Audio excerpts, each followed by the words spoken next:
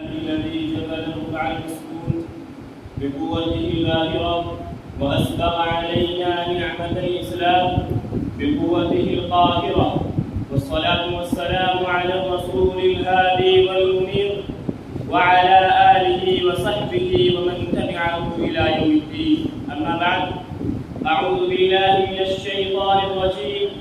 بسم الله الرحمن الرحيم. إن الدين عند الله الإسلام.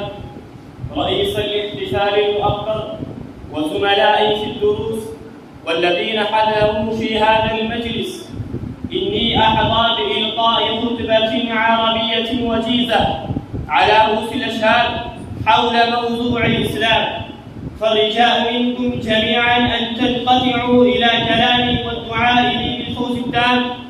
أيها الإخوة في الله، تعالوا إلى كلمة الإسلام وكلام الإيمان. أنتم تعلمون قد خلقنا الله تعالى في بيوت الرجال الذين كانوا في حظيرة الإسلام من قبل.